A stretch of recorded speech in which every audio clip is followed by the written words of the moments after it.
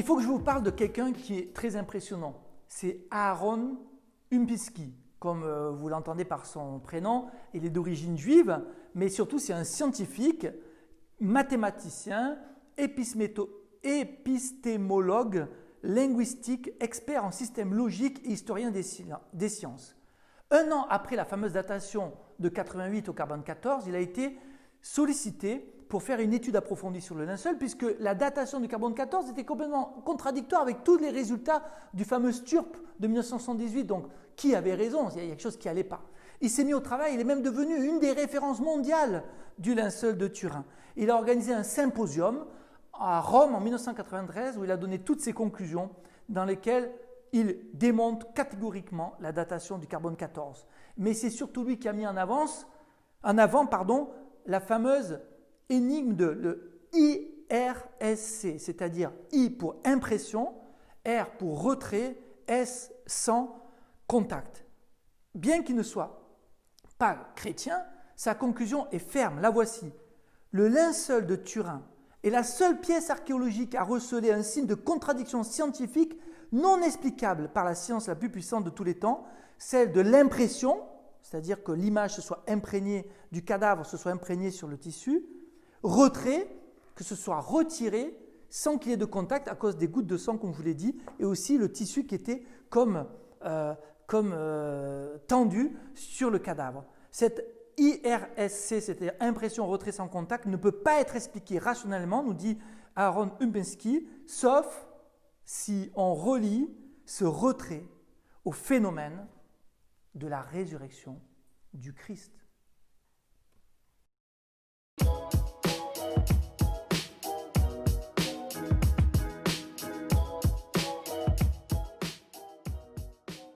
Autre point très important, qui est un signe très impressionnant, c'est que cette image sur le linceul de Turin, personne aujourd'hui, avec tous les moyens techniques que nous possédons, personne, je dis bien personne, n'a jamais été capable de le reproduire.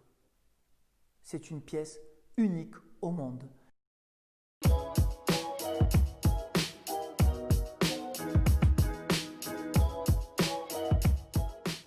On pourrait conclure sur les 6 principales énigmes du linceul. Je vous les lis. Premièrement, comment l'empreinte du linceul peut-elle être un parfait négatif photographique? Deuxièmement, comment se fait-il que l'image porte en elle le code de la 3D? Troisièmement, comment l'image s'est-elle formée puisqu'on ne trouve aucune trace de peinture? Quatrièmement, comment est-ce possible que l'image soit si bien proportionnée alors que le tissu était lié au cadavre? Cinquièmement, comment le supplicié a-t-il pu se retirer sans contact puisque les caillots de sang n'ont même pas été arrachés?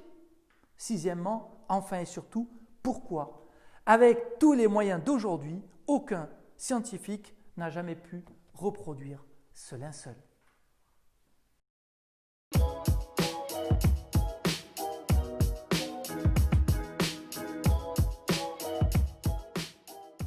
Pour conclure cette partie scientifique, on va essayer d'imaginer les qualités extraordinaires de ce prétendu faussaire du Moyen-Âge, si jamais on disait que c'était fait par un faussaire. La première chose, c'est que cet homme serait un super tisserand. Mais oui, il a réussi à tisser un tissu selon le modèle de tissage du 1er siècle en Orient, modèle qu'on ne trouve pas d'ailleurs en Europe, et en ayant le souci de se procurer du lin sans mélange selon la tradition juive. Ensuite, c'est un super Léonard de Vinci, mais vraiment en avance sur son temps. Et en effet, il est très intelligent et très humble. Mais oui, très humble, parce qu'il a fait une image qui contenait le phénomène de la photographie au Moyen-Âge, de la 3D au Moyen-Âge, en espérant sans doute que dans les siècles à venir, on allait découvrir ces méthodes-là et que quand tout cela sera inventé, on comprendrait enfin ce qu'il avait caché dans son image.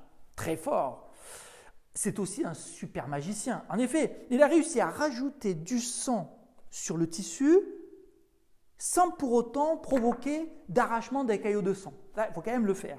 Enfin, c'est un génie jamais égalé dans le monde puisqu'il est extraordinairement doué. Il a réussi à faire une image sans utiliser de peinture, sans que l'image traverse le tissu Il a utilisé une méthode tellement géniale que personne n'arrive à la comprendre avec les moyens les plus développés d'aujourd'hui et surtout que personne n'arrive à la reproduire. Chapeau l'artiste!